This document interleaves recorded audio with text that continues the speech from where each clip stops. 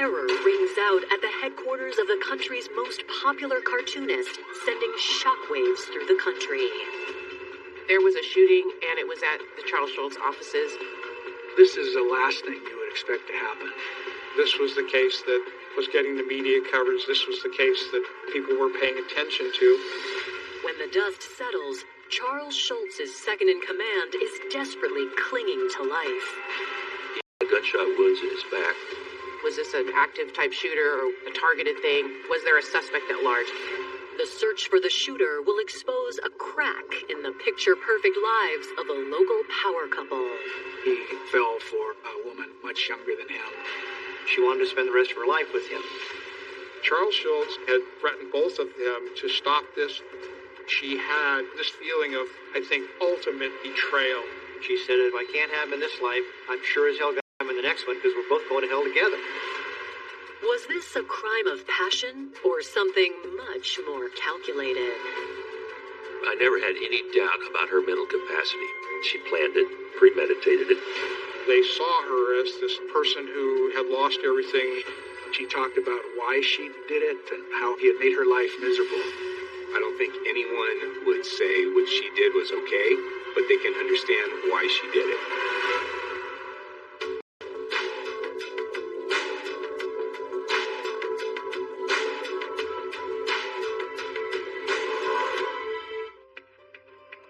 July 5th, 1995.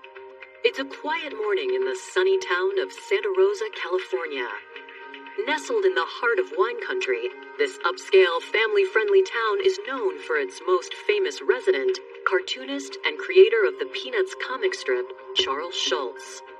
I've lived in this county for almost 50 years now, and Sonoma County's all-time leading citizen, without question, is Charles Schultz, and everything he brought to this community, both in terms of Peanuts and his wife's philanthropy. Jean, she's a great philanthropist. Santa Rosa is a larger town, but it still has a rural feel to it. I'm going to cruise around. I'm going to get to know my beat, get to know the people in my beat. But just before 11 a.m., the serenity is shattered in the most unlikely of places. The 911 call came in from someone who worked in the office. This is the last thing you would expect to happen at Charles Schultz's studio. This is a place where families come. Within minutes, officers arrive on the scene. There was a gentleman face down, not moving. There were people standing out, things like that. There's a lot of chaos. People are yelling. Nobody was saying anything. That just really stood out to me as something very eerie. It was just very obvious that everybody was shocked. Witnesses identify the victim as 53-year-old Ron Nelson, Charles Schultz's business manager. He occupied a very prominent position in the whole Schultz operation. He had been working with Schultz from about 1972. He was the first vice president and the treasurer for the company, and he was very much involved in helping to develop and market products from the Peanuts cartoon strip. Mr. Nelson had gunshot wounds in his back.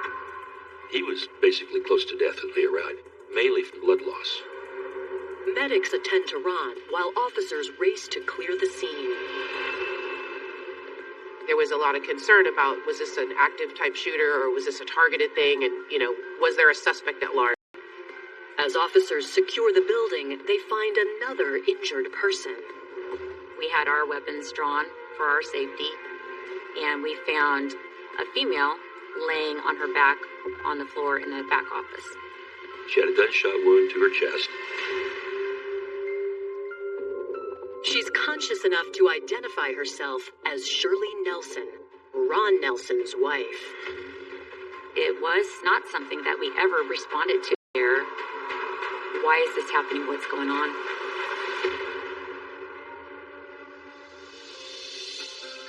Born in Pennsylvania on January 18, 1930, Shirley DeLong was always taking care of others. She was always very caring. She loved animals. She loved sports. She loved people. She didn't really talk about her childhood, or siblings or parents or anything like that. She never really delved a lot into the past. Like many young girls, Shirley dreamed of falling in love and starting a family. Her first marriage was very, very young, and he was Catholic, and their family expected an abundance of children. And that was very difficult for her because I know she had tried for so very long to get pregnant. And every month, it was such a disappointment to her. She very much wanted children, but she was never able to. The family was kind of cruel to her. Because of their religion, they somehow ended up getting an annulment. They were married for a very short... Not long after her first marriage ended, Shirley remarried in 1954, and she cheerfully gained 2 stepchildren. After her first marriage, she had met my grandfather, and she was in our life from the day that I was born. She was always there. My impression was that her pattern was to build her world around a man. Shirley gave her all for her new family, but that marriage also ended. I don't know anything about their marriage, just that they were married for about 12 years. The split left a significant hole in Shirley's life. She had no professional training, no skills outside of the home. Shirley struggled to find her own identity as a new divorcee. But that all changed when she met handsome 24-year-old graduate Ron Nelson in 1966. Her and Ron met in a bar in Minneapolis. He had just graduated and got his CPA. She was out with a bunch of girlfriends. She was about 11 or 12 years older than Ron. She was older than Ron, but I don't ever feel like she felt that was holding their relationship back. She never ever looked her age. She looked very young. She loved that. No one could guess her age. And Ron liked that too. She was always very well dressed, and he liked to show her off. In Ron, Shirley finally found someone who made her feel fulfilled. Ron knew that Shirley couldn't have children, and he was okay with that. After less than a year of dating, the two tied the knot in 1967. And shortly after, Ron landed a coveted job within the Charles Schultz empire. Mr. Nelson was the business manager for Charles Schultz. Ron did a lot of the licensing agreements around the world. It was a vast, vast empire of stuff everywhere. Ron's prestigious position came with an equally elite paycheck. They got swept up into the world that they lived in for so long, in the Schultz universe. And it's a pretty dynamic place to be. Her marriage to him gave her access to the Charles Schultz Community Society. They lived in a country club in Santa Rosa. They did live on the golf course. They had a pretty strong practice of getting out their golf cart, bringing their little dog, and playing a few holes at the end of each day. Shirley and Ron did dinner parties, they traveled, they did golf tournaments and fundraisers and so forth. They were just... Had a bit of an arrogance about her from being in that position of, wealth and her husband being well known. In May of 1995, the Nelsons celebrated their 28th wedding anniversary. On the surface, it seems like Shirley and Ron are living the dream. But on July 5th, 1995, the two are clinging to life after suffering gunshot wounds. They found Mr. Nelson out in front of the office of Charles Schultz. He was almost dead. Inside, officers radio for paramedics to help Shirley. My job is to make sure that the scene is safe, so my priority was locating a weapon. Where was the gun? Coming up, a high-stakes love triangle is revealed. He was aware that there was some marital problems. Everybody was shocked at what had happened. I don't think she could handle it, and she didn't. If I can't have him, you're not going to have him either.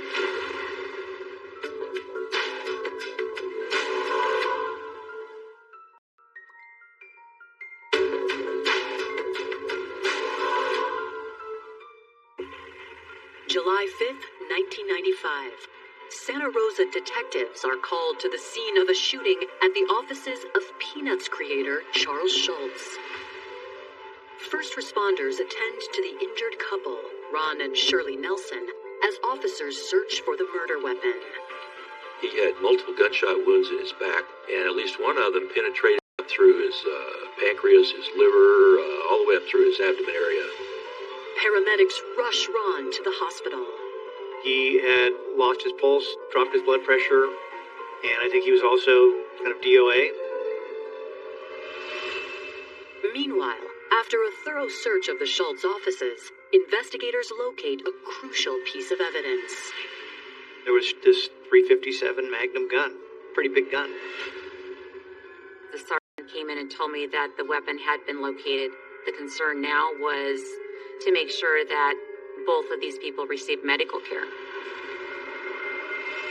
Paramedics hurry Shirley to the hospital. From the very beginning, an officer is assigned to Shirley. They actually ride in the ambulance with her to the hospital. And what Shirley reveals to first responders is downright shocking. They said, "What happened?" And she replied, "I shot him. Shot my husband. Is the son of a bitch dead?" And she said, "I shot myself." She was very agitated, very angry. It became apparent pretty quickly that it was, a domestic situation and that Shirley had done the shooting. When she arrived, I'm not sure she had much of a pulse. She was eventually resuscitated and had surgery to repair her injuries. There was a lot of damage, and it was a very serious surgery, and they weren't sure she was going to make it. Ron was in the same situation. They were struggling to revive him, bring him back. As doctors work to save Ron and Shirley's lives, detectives at Schultz Enterprises try to make sense of the crime scene. We have all the people at the scene who had information about what had occurred, and we just start delegating. You interview this person, you interview this person. According to Ron's coworkers, just before 11 that morning, Shirley drove up to the office in a car no one recognized. She just wanted to be able to get access to the office without being detected. I think that if her car had pulled in, there was a chance that someone else would let her husband know that she was arriving. She parked right in the front, got out of the car and walked in. She had these great big sunglasses on. But investigators say Shirley's efforts to go undetected were misguided. It was just bizarre. Anybody who saw her said, "Oh, there's Shirley, dressed weird." I mean, she's very distinctive, and they would have known who she was. They were very familiar with her. Shirley Nelson had come in there and said to the receptionist, "Is he in there?" And then she went into his office. He stood up, and she shot him twice in the back, and apparently fired at least other rounds and missed him. There was no doubt that she was the one who shot him. Detectives are eager to talk to a key witness, Ron's closest colleague, his boss, Charles Schultz. He actually said he didn't even hear the gunshots because his office was at the other end of the building. Mr. Schultz says though he didn't see the shooting, he thinks he knows what caused it. He was aware that there was some marital problems because I think Shirley and Ron and Jean Schultz and Charlie, I think they had a social relationship, outside of work also. And he was aware that the relationship was not going well. He said Ron had an affair with his secretary, and it was something that he kept hidden for a while. Ron, he was 50-something at the time. She was, I believe she was 41. He fell for a woman who was much younger than him in his work situation. Mr. Schultz disapproved and said that they should find a way to end it. His concern was that it could lead to some kind of sexual harassment lawsuit. He was very adamant. He had been very vocal and had threatened both of them to stop this or that they were both risking termination. He warned him not to do it, and he did it anyway. Family members say just a month before the shooting, Ron finally came clean with Shirley, and she took the news pretty hard. She was physically upset, tearful, hysterical would probably be a better word. The fact that it was his secretary and they were working together was a big blow. Shirley, historically, she builds her life around her man. She viewed, I need to keep a perfect home. My man comes home, he has to have his drink ready for him, dinner ready, on the table. That's who she was. Though blindsided by the affair, Shirley's closest friends say the relationship had started deteriorating much earlier. Shirley had a stroke in 1991, and I think that was the point where Ron just realized she is much older and that he saw then that age gap. And I think slowly but surely that chipped away at him. That changed her quite a bit. She didn't have any physical signs of a stroke, but that was an eye-opener of where her age possibly was and her health. Obviously, it exposed her fragility. I think that impacted him and his view of her being with a significantly older woman, and I think that changed the relationship. Friends tell detectives after her stroke, Shirley was determined to get the relationship back on track. She had tried dressing nicer, which she was very well dressed and very put together. She tried to lose weight, to tone her muscles. Her goal was just to win him back. After speaking to witnesses at the scene, authorities shift their focus to the car Shirley drove to the office and identify it as a rental vehicle. We found out it was registered at whatever rental fleet, and we just start backtracking it. And then that leads us to, hey, did you guys rent this car? Who'd you rent it to? And that's how that starts. To detectives, the rental car suggests Shirley was attempting to enter the office unnoticed. I think that if her car had pulled in, there was a chance that someone else would let her husband know that she was arriving. He could have gotten out of there before she got to his office. That's where Shirley's car was, so we served a search warrant on that to get inside the car. Inside Shirley's personal vehicle, detectives find .357 caliber bullets and a receipt for a Smith & Wesson revolver. She had purchased this gun at Montana Hawk. Police interviewed the owner of the gun shop about how she had bought the gun. The timing of Shirley's visit to the gun store falls eerily in line with the demise of the Nelson marriage. By June 8th, I believe, Ron had already left the house and had moved out. And she went to this gun shop around June 15th. She had gone down to the store to buy the gun and filled out the paperwork. But state law says there's got to be this 2-week waiting period so a background check can be done. The gun store owner says in the interim, Shirley took lessons. She met a man named Mac Scott, who was an ex-sheriff officer in the county, and Mac had an indoor gun range. He gave her lessons and started teaching her how to shoot this .357. She was going down there, on a fairly regular basis, practicing and shooting the gun. Coming up. Against all odds, Shirley and Ron survive, each with their own crazy story to tell. She said to him, "You destroyed my life. You're going to hell with me." And investigators wonder, was there another intended target? Shirley expressed a lot more disdain for Eileen than she did for Ron. She commented that she wished she had taken her too.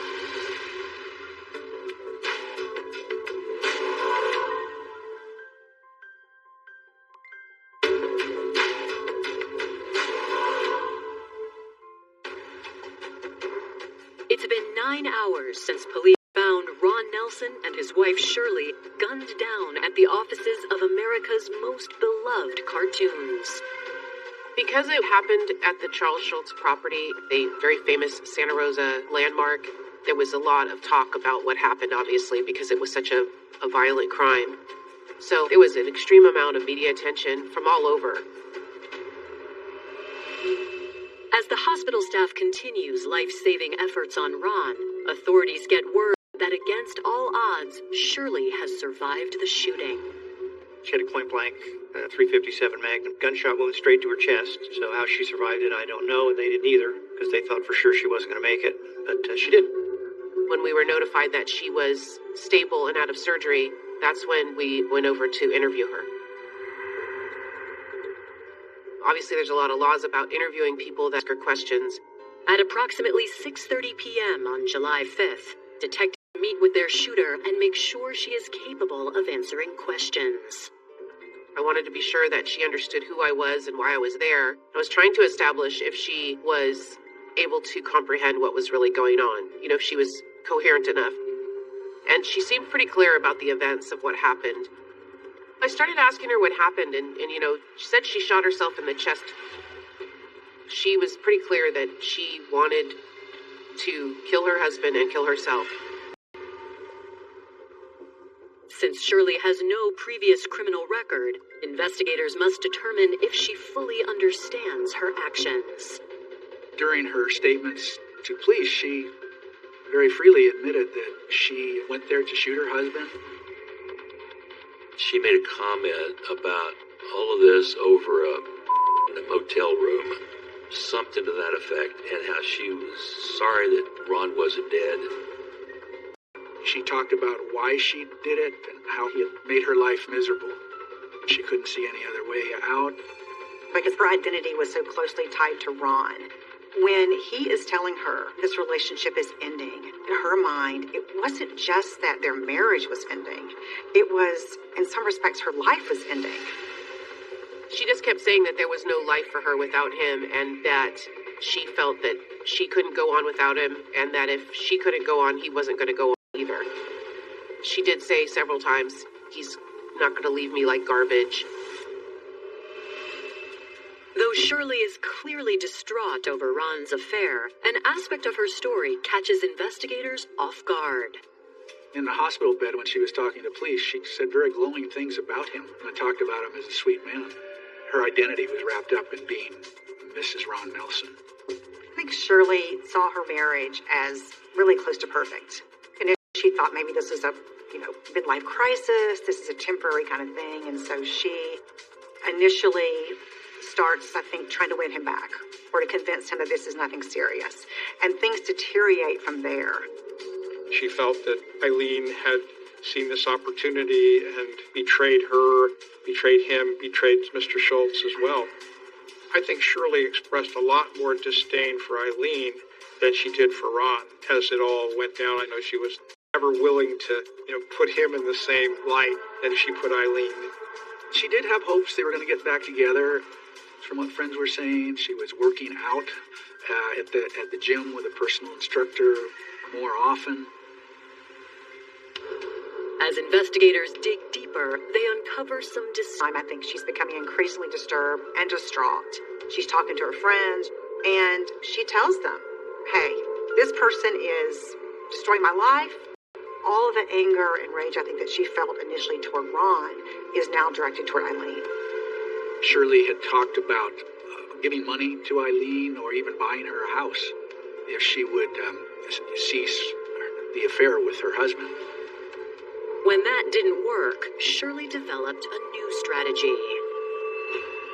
Shirley says she was prepared to put her firearms training to the test, but things didn't go exactly as planned. He stood up and she shot him twice in the back and apparently fired at least 2 other rounds and missed him. When I asked her about the actual shooting, she talked about how she was moving around while she was firing, and that's why she didn't successfully kill Ron. That something had gone wrong. And according to Shirley, there was one more mark she missed that day. She had apparently missed being able to shoot Eileen Christensen. She also commented that she wished she had taken her too. While Shirley spills her innermost thoughts to investigators, they learn Ron has miraculously survived his injuries. He was shot in the kidney, in the lung, in the intestines, and also it nicked his artery as well. He had lost a lot of blood, but they were able to obviously revive him and save him. Investigators are anxious to interview Ron and rush to his hospital bedside. I did interview him. He was conscious, he was aware we had a conversation, and he gave me a little bit of a history, but we didn't get too much, given his condition. Ron confirms to police that while the couple had been separated for about a month, they were still in touch. On some occasions, Shirley and Ron had sexual encounters. And he would say things to her, in her mind, that were giving her an impression he was thinking about coming back. He's still wanting to hang on to Shirley, still maintain that friendship, that camaraderie, that relationship, and yet he's clearly not willing to give this other person up. You have somebody who, in some respects, may be getting the best of both worlds for a little bit. Coming up, shocking allegations are exposed. The day before the shooting, they were out on the golf course, and many people witnessed their argument. That to her was like the dagger. That was like him saying to her, I want something. An unexpected person rushes to Shirley Nelson's defense. He loved Shirley. He said that he was never going to let her spend a day in jail. It wasn't going to happen.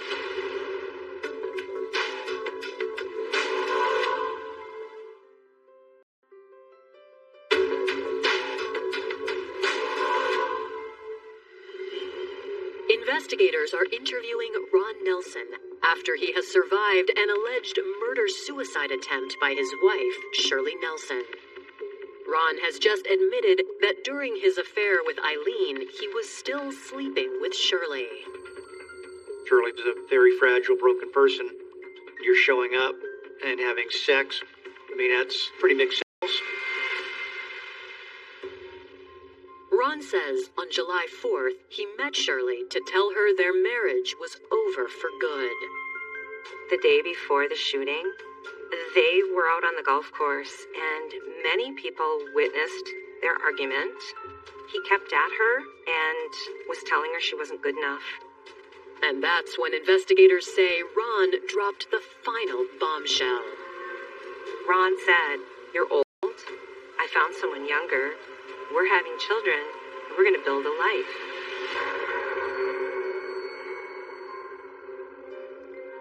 When Shirley and Ron first got together, they talked about it, made the decision they weren't going to have kids. However, as we all know, those things can change. I didn't want to have kids, and now I do. And in Shirley's case, I can't. This is impossible for me.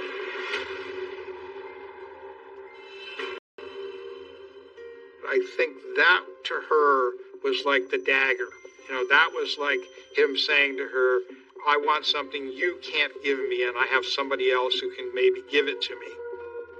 And I think it really is the first time that Shirley realizes I have permanently lost him. Ron believes that conversation is likely what led to the next morning's horrific events. When she walked in, she said some things to him. She said to him, "You destroyed my life. You're going to hell with me." Words to that effect. I think he instantly realized what she was trying to do, and he was trying to escape. He sort of tried to crouch down to get away from it, and he was hit twice by the bullets. There were 5 bullets in the gun, and she fired all 5 of them. The final bullet was the one she shot herself with. Because it happened so quickly, there wasn't a lot of in-depth, and what'd you do next? What'd you do next? Detectives with Shirley. We believe there'd be evidence of the crime at the house. We got in there, and on the table, you had a variety of different letters to different people. She had left some of their wedding photographs out, along with 10 letters that she had written, both to friends and also to Charles Schultz. When you read the letters, it was mainly about the depth of love she had for Ron. Despite all the things that he was doing to her, she wanted to be with this man.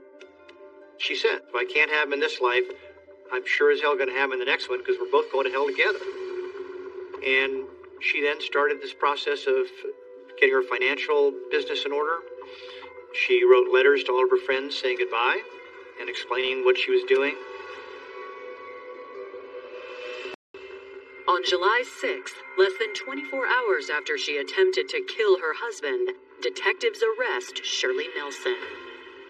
I went to the hospital where Shirley was, walked in, identified myself, Tom Schwedhelm, Santa Rosa Police Department, and I'm placing you in arrest for the attempted murder of your husband, Ron Nelson.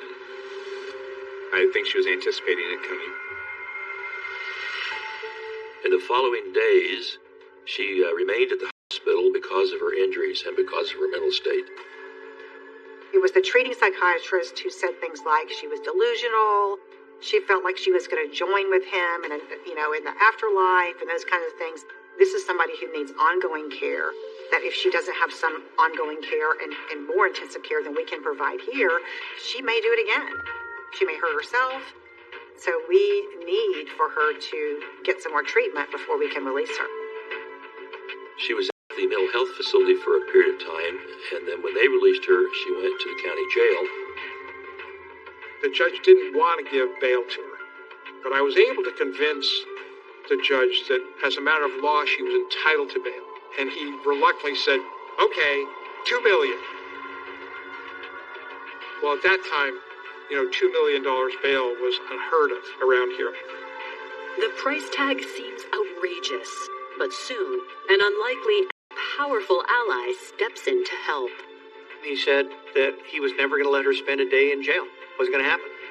He loved Shirley. He respected Shirley.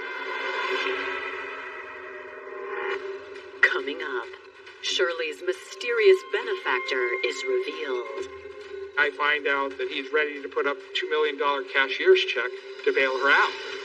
And will Shirley's story resonate with a jury? The media was pretty hard on her. One of the quotes that I recall was, "Money talks and privilege walks."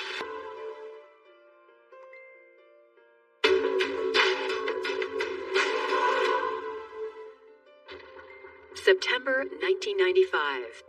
It's been 2 months since Shirley Nelson attempted to kill her husband Ron before turning the gun on herself at the offices of Charles Schultz. This was the case that was getting the media coverage. This was the case that people were paying attention to. With bail set at $2 million, it appears Shirley Nelson will remain in jail. But the community is stunned once again when Santa Rosa's favorite citizen offers to help her. The next day, I find out that Mr. Schultz is ready to put up a $2 million cashier's check to bail her out. He also recognized, knowing Shirley and who she was, that this was completely out of character for her and that she needed help. She didn't need to be locked away in a prison. He called me up and said, "Got the money? Let's go get her." After she was released from custody on bail, she rented a place in Oakmont, clear on the opposite side of town from where Mr. Nelson was still living, in the family home. There was controversy over her not being in jail because people felt that there was a double standard for people who had money and also people who had notoriety or celebrity status. The media was pretty hard on her. She was wrong. She was. Despite his close relationship with Ron, popular cartoonist Charles Schultz remains steadfast in his support of Shirley. Charles Schultz, he made a very strong statement at that point to Eileen and to Ron. "I don't like what you did, and I'm willing to support her." On April 23, 1996, nearly a year after the shooting, Shirley's attorneys hope the jury will be as understanding of their client's plight. Shirley was charged with attempted murder. The whole crux of the case was what her mental state was at the time and whether she was capable of premeditating and having the rational ability to do this. Shirley pled not guilty by reason of insanity. Prosecutors allege Shirley knew exactly what she was doing. I never had any doubt about her mental capacity. She knew it was against the law. She knew it was criminal behavior. She intended to kill her husband, and that she planned it, premeditated it, and went through a series of steps to carry it out. Going and buying a weapon and learning how to shoot a weapon, those are not things you do in... The defense counters by arguing that Shirley was in an emotional freefall following the separation from her husband. She fell apart pretty hard. He was her everything. Her identity was him being his wife and his partner. And so it was pretty devastating for her. Shirley is trying to win Ron back, and at the same time, I think she's becoming increasingly disturbed and distraught. These are all things that are kind of building up each day and then culminate with the argument on July 4th. An argument the defense says finally broke her. She always wanted children. So that had this feeling of, I think, ultimate betrayal. Certainly was kind of like the straw that broke the camel's back. With both sides passionate about their stance, no one knows which way the jury will go. It was a hung jury 9-3 in favor of acquittal of first-degree attempted murder charge. And I think at least 9 of the jurors did not believe that she had the requisite state of mind to be a cold-blooded killer. They saw her as this profoundly depressed person who had lost everything, that she was compromised mentally by her situation. I think many members in the community, not just those 12, think before you start, cheating on your wife, end your marriage. There's a right way to do it and a wrong way to do it. I don't think anyone would say what she did was okay, but they can understand why she did it. Rather than opting for a retrial that might elicit the same outcome, prosecutors offer Shirley a deal.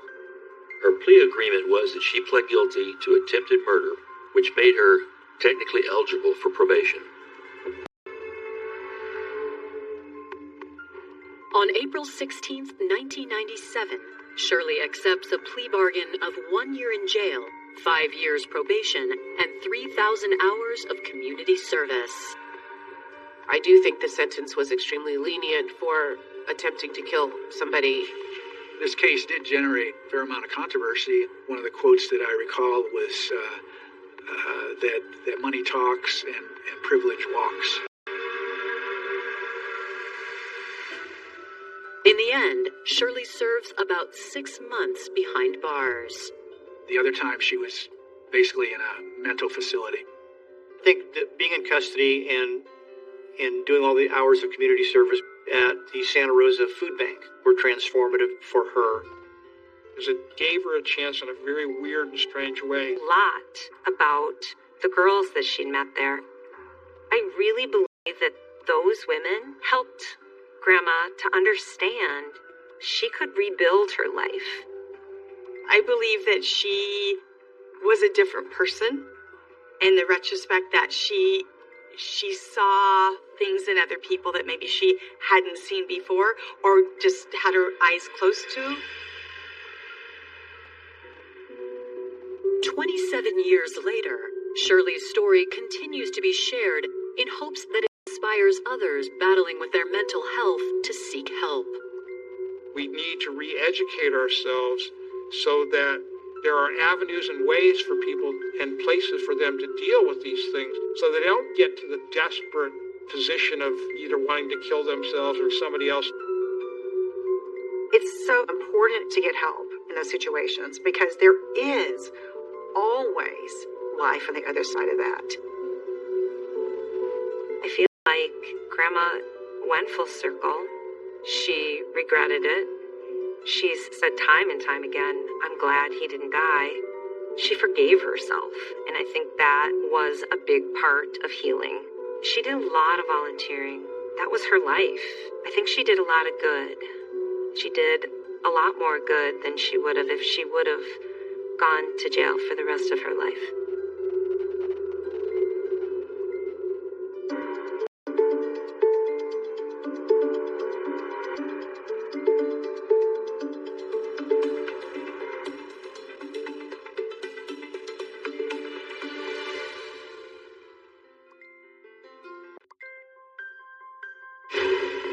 Violence descends upon a small Midwestern community. What she gathered was that someone had been shot, someone had been stabbed. We got so many people laying around that are crying out in pain. As detectives attempt to make sense of the bloodshed, they uncover a group devoted to their mystical beliefs. When I first heard that witchcraft was alleged in this crime, I was actually in a state of disbelief. They would have these candlelit ceremonies, and they would talk about ridding themselves of hexes. Investigators learn that the leader of this small-town coven has led her flock astray. As the head figure of this cult, she had exercised her authority over the group. She tells the other people involved with this they have to kill a woman and her unborn child. She was the ringleader. Told them what to do, when to do it, where to do it, and why to do it.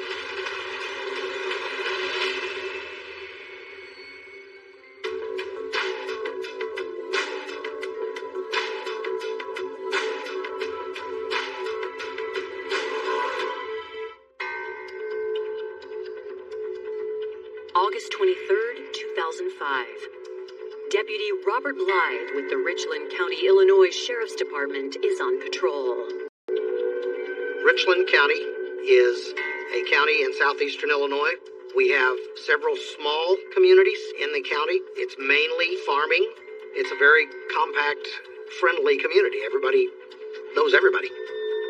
It's just after 3 a.m. on an otherwise quiet night when a call from dispatch comes across Deputy Blythe's radio. I was actually preparing to go home, end of shift. I got the call from my dispatcher. She said there was a lot of screaming on the line. The dispatcher was only able to discern a few alarming details. What she gathered was that someone had been shot or someone had been stabbed. Deputy Blythe rushes to the home in Claremont, where he finds a chaotic scene. When I got there was a pregnant woman that screamed at me that somebody had been shot and somebody had been stabbed, and they were in the house. Did not know the lady. At that point, my focus was get in the house and see what's going on. Blythe approaches the home, and once inside, the full scope of the violence comes sharply into focus. When I got in the door, the first thing I saw was a man that had been injured, laying on the floor, on his back, trying to scoot himself towards the door. Year-old Jackie Jackson. I've known him for a long time. He knew me, of course. And he just yelled out my name and said, "Robbie, I've shot him." Before he gets the full story from Jackie, Blythe immediately ensures paramedics are en route. My first impression was, for the amount of blood, that I did not see how that person was going to survive. Nearby, there is another male victim, bleeding profusely, but also still alive. They observed someone laying on the kitchen floor that was bleeding from the chest and abdomen. I saw the knife that we assumed had been used in this laying on the floor beside the one victim. The horrific scene continues to unfold in the utility room, where the deputy finds a third victim, a woman clinging to life. She had numerous stab wounds to the stomach area. You walk in and you got so many people laying around crying out in pain. While waiting for EMTs to arrive, Blythe asks Jackie what happened. Jackie explains that the man he shot is an intruder, and the two stabbing victims are mother and son. He is able to identify two of the victims, Jacqueline Bennett and Joshua Bennett. As for the intruder, all Jackie can say is that he was the one who stabbed the others. We didn't have a clue who he was, or why he was there. Paramedics arrive. Both Jacqueline and the attacker are still alive, but by then, 20-year-old Joshua has lost too much blood. Joshua Bennett had been stabbed one time, real deep wound in the chest area, which he succumbed to those wounds. As paramedics work to stabilize Jacqueline and the attacker, detectives arrive. When I went to the scene, I was informed that the officers had secured the residence and made sure that first aid was being applied to those that needed, and the coroner had been contacted for the deceased. There's very few murders in this area. where you walk in and you got so many people that are injured and trying to figure out who's the bad guys and who's the good guys, because nothing can be taken for granted or it may cost someone else their life.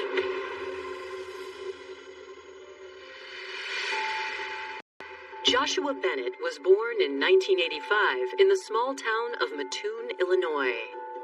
After his parents, Jacqueline and Jerry, divorced in the early 90s, Josh spent most of his childhood with his father. After they got divorced, Josh wanted to stay with his dad, where he had a little more. He lived with Jerry here in Mattoon and went to school. They were two single guys living together in an apartment and doing what two single guys wanted to do. In 2004, after graduating from high school, Josh knew exactly what his next step would be. When Josh was in high school and joined the ROTC, we already knew then what his future was going to be. We had no doubt that when he graduated high school, that he was going to be going into the service. I believe Josh just wanted to kind of get out of the Mattoon area and travel and just see the world. Everybody was rooting for him. You know, we were all proud of him. In July 2005, 20-year-old Josh was stationed in Louisiana. Joshua had just finished basic training of 6 weeks, and he was getting ready to go overseas to Iraq.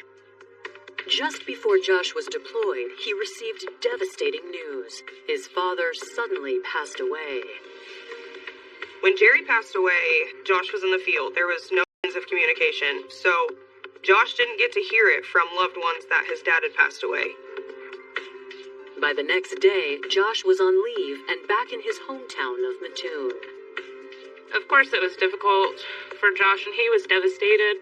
Him and his father were really close. While he was back in town, Josh's friends encouraged the grieving soldier to reconnect with his mother, Jacqueline. But Josh was reluctant. To be honest, he didn't want to go. But his father's death gave Josh a new perspective and a change of heart. The loss of his father made him think maybe he needed to reconnect and try to work on that relationship with his mother. We had went to his mom's a couple times before for like cookouts and stuff like that. That day in particular, I decided not to go. And I had talked to Josh on the phone when they were getting ready to eat dinner, and I was under the impression I would talk to him tomorrow. I never thought that that would be the last time that I spoke to him. Within hours of the call, Josh Bennett is lying dead on the floor of his mother's home from a single, fatal stab wound. Jacqueline and an unidentified assailant are being loaded into separate ambulances for transport to a local hospital. Still at the scene, Jackie and Lindsay are physically unscathed, although it's clear Lindsay is in distress. Police tried to interview Lindsay, but she was hysterical at the time, and in her condition they decided... However, is eager to talk. He explains that on August 22nd, Josh came to stay with his mother, who lives with her boyfriend Lee, Jackie's father. Jackie and his pregnant girlfriend Lindsay were also living there at the time.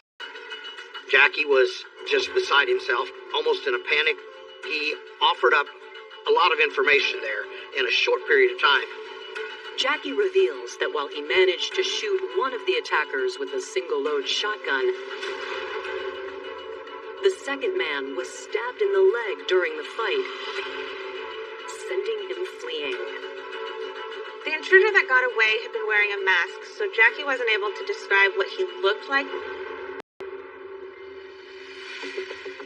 With one suspect on the loose and another on his way to the hospital, investigators have a lot of ground to cover. Knowing that the severe gunshot wound to the abdomen could end the assailant's life, Sergeant Kelly Henby follows the ambulance, hoping to secure information before it's too late. Coming up, a bedside interrogation yields an alarming clue. He said the lady put a hex on us, so we had to kill her.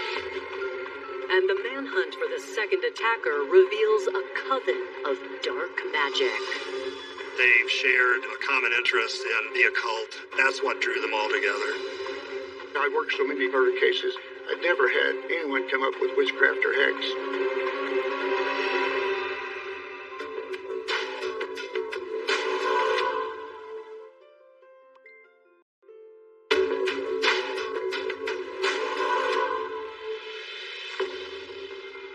A brutal stabbing in Mattoon, Illinois, leaves 20-year-old Joshua Bennett dead and his mother, Jacqueline, clinging to life.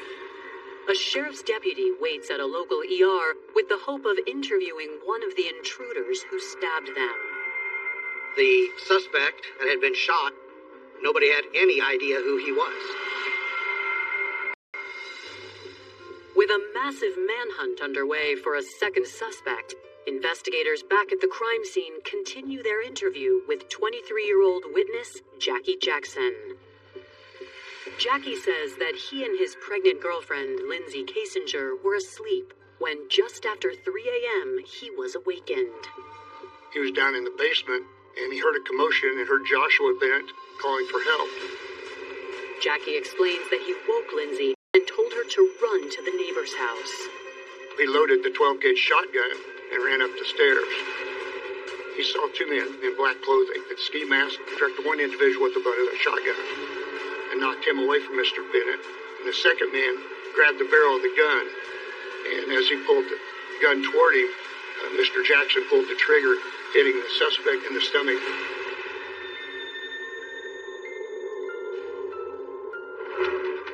After Jackie dropped the gun in a panic, the second assailant attacked with a knife. The other person had made a move towards him, and he had grabbed a knife and stabbed the suspect's right leg. Wounded, the second assailant ran off. As the chaos unfolded, Lindsay summoned help from a neighbor's home. Lindsay, fearing for her own life and for the life of her unborn child, manages somehow to get out of the house, and she runs to a neighbor's house to ask for help. And that's when 911 is called. To investigators, the seemingly random and vicious attack is unlike anything they've seen before. Catching the second suspect becomes their top priority. Individuals in charge of the manhunt notified the residents to the local radio station, locked their doors that there's an armed suspect in the area, and canines were brought in. I was concerned mostly about where's the other guy. We were just in search mode. We were trying to find that other suspect. As the manhunt continues, at nearby Richland Memorial Hospital, with physicians' permission, authorities speak with the injured suspect. Because of the severity of his injuries, we knew that he wasn't going anywhere. He was technically under arrest, so we had police there at the hospital guarding him. I knew right then that if he didn't survive, these statements he would make to me would be very important. So I went over and removed the oxygen mask from his face. He was in pretty bad shape. He was pretty weak, but he was able to tell them that his name was David Lindner. As far as his accomplice goes, 29-year-old David can only give a first name, Ricky. Sergeant Henby continues to press David for information. I asked him, why'd this happen? What's going on? And he said, the lady put a hex on us, so we had to kill her.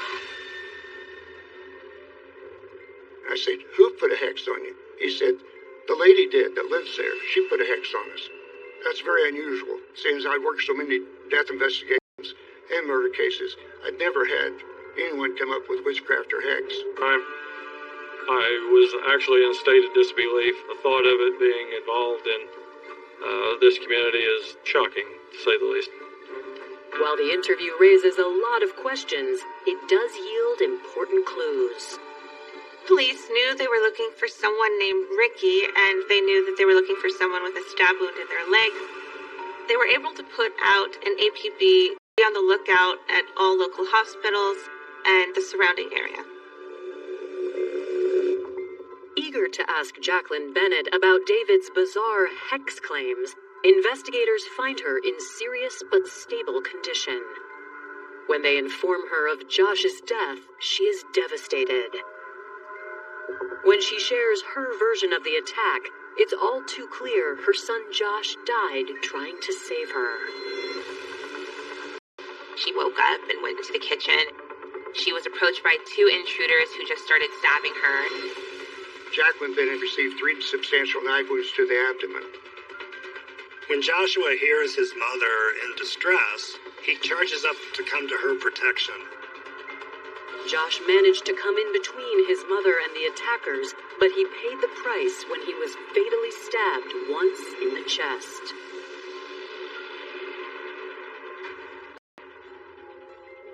He heard his mother need help, and he went.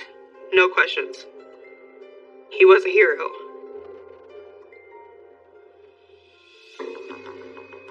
Detectives ask Jacqueline if she has ever met David Lindner. She didn't know who this person was either. She is just as puzzled when detectives ask her if she has any knowledge of a hex or witchcraft in connection to the case. Upon being given the news from the investigators about this hex, Jacqueline actually had no clue what they were talking about. She said that her boyfriend Lee Jackson was at work. He was there all night and that early morning when the attack occurred, so he was never looked at as a suspect. Just hours after the brutal scene unfolded at the rural Illinois home, investigators have few answers. They arrive back at the station to research possible leads. While there, they learn their APBs at area hospitals might pay off. Sometime after 8 a.m. that morning, police received a call from the Lawrence County Memorial Hospital, letting them know that they have a patient with a stab wound. He wouldn't tell the hospital how he received the stab wound. The hospital says the man's name is Oscar Eck. And that I was to interview him. Sergeant John Waggle arrives and is surprised to see a man limping out of the hospital. When asked for ID, the man complies. He is 38-year-old Oscar R. Eck. R for Richard. He said it. Everybody called him Ricky. Sergeant Waggle asks why he's there, and Oscar explains he wanted some fresh air, but plans to go back inside to get treatment for his leg injury. He raised up his right pant leg, and there was a fresh blood-soaked wound with blood running down onto his sock on that right leg. It appeared to be a stab wound. I asked him how he had received that. He explained those injuries away as being drywall work related. I knew what Oscar was telling me was not the truth. Coming up, detectives uncover the self-appointed leader of a small-town coven. She liked being looked up to by the people she surrounded herself with. And the investigation reveals a twisted plot driven by jealousy. They were going to have a baby. That may have very well been the moment when she snapped.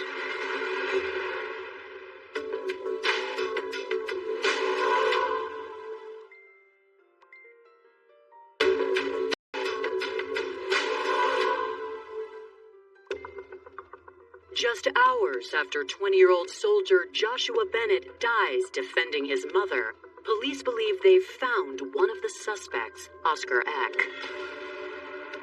But they are soon joined by Oscar's friends.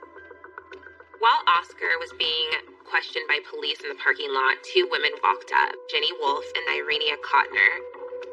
The two had apparently been waiting to pick up Oscar Eck, and their behavior immediately gets the attention of investigators, especially Irenia's. Irina was very, very nervous. To me, she was visibly shaking, eyes downcast. Oscar re-enters the hospital under police watch and receives treatment for his leg wound. Investigators ask 34-year-old Irenia and 20-year-old Jenny to come to the station for questioning. They agree. Irina Kottner asked no questions why the police were there, what was going on, which, to me, a normal person would ask those questions.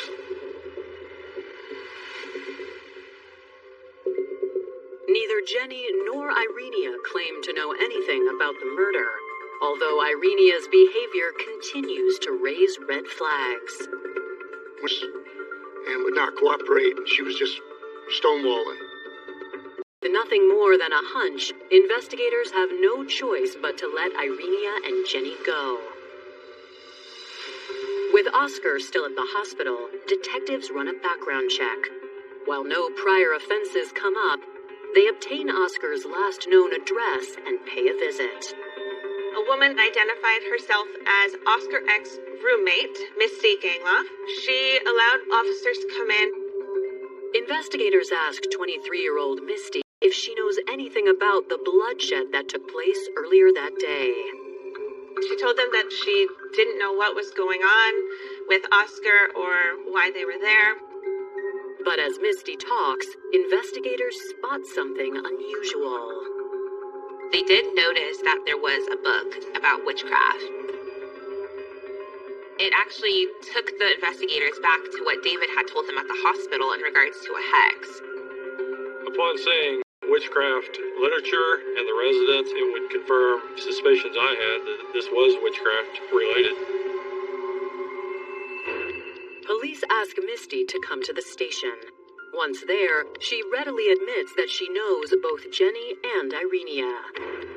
Misty had been friends with Irenia and Jenny for at least 4 years. They were employed by the same retail outlet store. The three had become fast friends after discovering they had a lot in common, including a shared fascination with the occult. Their involvement or interest in witchcraft at the beginning was pretty light. Some good luck charms, some, cleansing their house with sage. They would have these candlelit ceremonies, and they would talk about ridding themselves of hexes. Misty says Irenia made herself the leader of their little coven. Irenia was just kind of known for getting involved with people that were younger than her. It seemed like she went for people that could be easily manipulated. Irenia was particularly close to Jenny Wolfe, a woman 14 years younger than her. Irenia Cotner unofficially adopted Jenny Wolfe to remove her from a bad home situation, and the two of them lived together. Jenny looked to her as a mother figure and would have followed her off a cliff. She was Jenny's hero. But after a couple of years of innocent seances, Misty says their ceremonies took on a more ominous tone. Misty said constantly complaining about a hex that had been put on her. Part of the reason she began to believe Irenia when she said that a hex had been placed on them was the fact that a number of Irenia's dogs began to die, as if someone was poisoning them. Misty recalls how other dark omens started to befall Irenia's coven. Another way that Irenia Cotner convinces Misty that a hex has been placed on her is by drawing a connection between the hex and the bouts of depression and migraine headaches that Misty has suffered from. While there was no proof the ailments were caused by a hex, Irenia was very convincing. Irenia Cotner just had a very controlling personality, and the group was somewhat passive. Irenia told Misty that the hex had been placed on them by a woman Irenia claimed was a witch, Lindsay Kasinger, who police know as the pregnant woman from the crime scene. Misty shares another detail that connects Lindsay and Irenia, Jackie Jackson, the father of Lindsay's unborn child. In 2000, Irenia met Jackie Jackson, and they fell head over heels and were in a passionate relationship for the next 4 years until it ended in November 2004. Irenia was understandably heartbroken and devastated. When Irenia met Jackie Jackson, she was actually 10 years his senior. So he was in his early 20s and she was in her early 30s. Misty says that when Jackie broke up with Irenia to be with a younger woman, Irenia couldn't handle it. Irenia knew that Jackie was with Lindsay, and they were going to have a baby. May have very well been the moment when she snapped. Irenia also brought Misty's roommate Oscar into the group. She soon convinced him that Lindsay had also hexed him. Irenia Cotner, as the head figure of this cult, had exercised her authority over the group, and she was basically the leader of the group. They all shared a common interest in the occult. That's what drew them all together. She was an influential woman in the respect that she could convince all these people that Lindsay Kasinger had placed a hex on them. Misty claims Irenia told them. Irenia Cotner tells the other people involved with this that they have to kill Lindsay and her unborn child. From that point on, Misty says she had nothing to do with Oscar, Jenny, or Irenia. While Misty's story answers many of investigators' questions, it does leave one unanswered. If all of this was about Irenia's beef with Lindsay, then why would Lindsay be the one to walk away unharmed in this case? And why would Jacqueline and Joshua be the victims in this attack? Coming up, Oscar Eck comes clean. She was looking for people that she could rely upon. He became a gun for hire. And Irenia's plan goes off the rails. They've reached a point where everything has gone so wrong, they don't quite know what to do.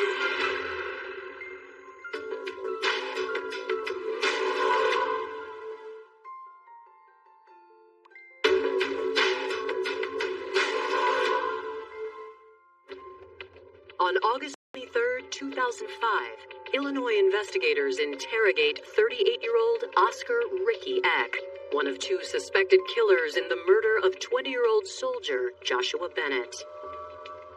Oscar is very willing to talk and answer any questions asked of him. Oscar admits that as crazy as it sounds, Irenia also made him believe Lindsay had hexed him. He said she was able to convince them that not only they were in danger by the hex, but their loved ones, their family and friends were in danger. And the only way to break the hex would be to kill Lindsay and her unborn baby. It seems Irenia had a strange hold over the younger, lost souls she surrounded herself with. The people involved in this, they needed a place to belong. I believe that they were all followers, and Irenia was the person that was the leader. And she set down the rules, and this is what we do, and she made all the decisions. When Misty bowed out, Oscar says he agreed to work with Irenia and Jenny to kill Lindsay. They go to Lindsay's house with a gun and a knife, but Jenny can't get even to the front door because she's too scared. Irenia decided they needed to bring in another person for backup, so Oscar offered to reach out to an associate from the occult community named David Lindner. David had just newly evolved to be a warlock. Irenia Cotner decides to involve him in this murder plot. She was looking for people that she could rely upon to commit the crime that she wanted to commit. David became a gun for hire. On the night of August 22nd, Irenia conferred with David and Oscar. Oscar and David went to Irenia's house, and the three of them had one final seance. They would ask yes or no questions, and she told them that she could interpret the flickering of the flame as a yes or no answer. After a few minutes, Irenia announced that the message was clear. During this seance, the candle told Irenia that tonight was the night. That was the night that they had to go and kill Lindsay. According to Oscar, Irenia presented them with a carefully laid out plan. They were to stab Lindsay and her unborn child in a ritual sacrifice. And the plan had to be carried out within a finite window of time. Irenia also told them that if they didn't complete the task by the time that candle burnt out, that their entire family would be at jeopardy and die. While Irenia herself would not go with them, she assured them they wouldn't be alone. Irenia told them that they would be accompanied by 5 sub-demons to help protect them and make sure that nothing went wrong with the plan. It gave David and Oscar the courage that they needed. Oscar tells investigators that Irenia's hold on them was so strong, he and David quickly jumped into action. This was a tight group. They were just, amateurs. But they were dangerous. Just after 3 a.m., they arrived at the home where Lindsay was living with Irenia's ex, Jackie Jackson. We were told later that they actually crawled in through a kitchen window. It's not unusual for windows and doors to be unlocked, especially in this small community. Oscar tells them that the plan went awry almost immediately. As they stood in the hallway, Jacqueline Bennett woke up, came down the hall, and encountered Oscar Eck and David Linder.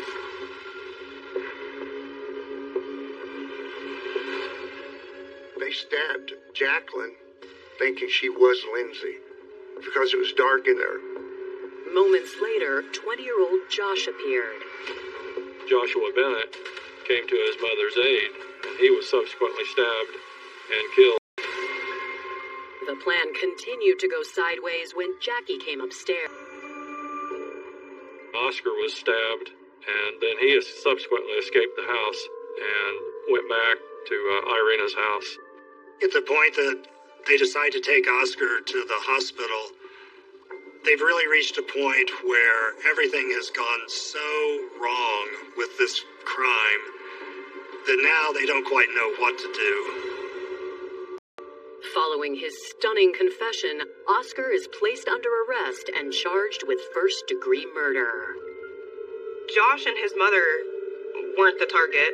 They had nothing to do with it. They were innocent bystanders.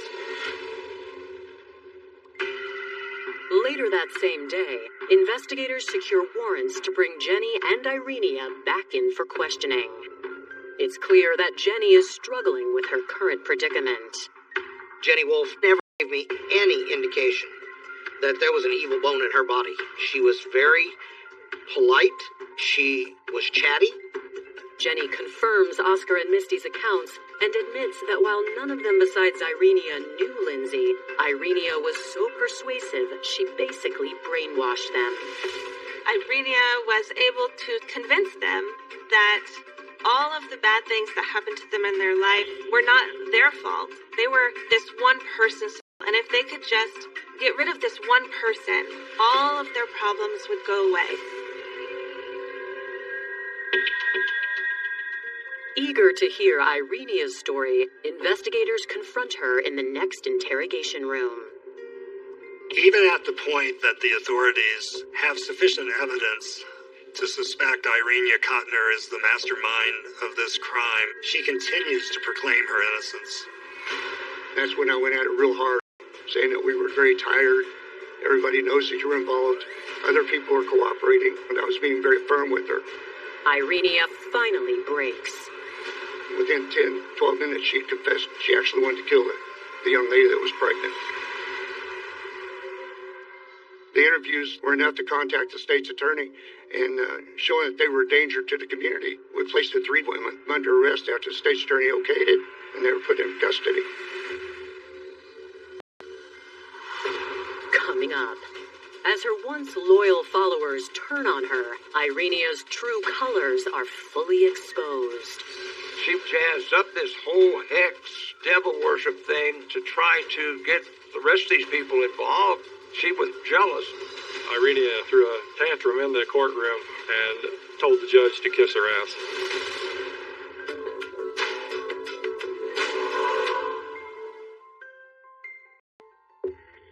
prosecutors in Richland County, Illinois, are preparing to hold 34-year-old Irenia Kottner responsible for masterminding the bloody attack that left 20-year-old soldier Josh Bennett dead and his mother Jacqueline severely wounded. Jacqueline survived her injuries and was released from the hospital 2 weeks after the incident. In February 2006, over 6 months after the murder, David Lindner, Irenia's co-conspirator, dies from the gunshot wound he received during the attack. He never left the hospital. He went into a coma and succumbed to his injuries. Irenia's trial begins in October of 2006. In their opening statements, prosecutors allege Irenia's true desire to kill Lindsay had nothing to do with the hex. Irenia was upset because Jackson had moved on to a new girlfriend, and Irenia was plotting on how to kill this girl to get Jackie Jackson back in her life.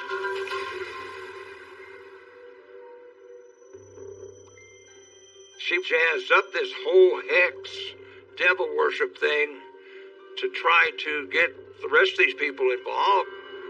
She was jealous.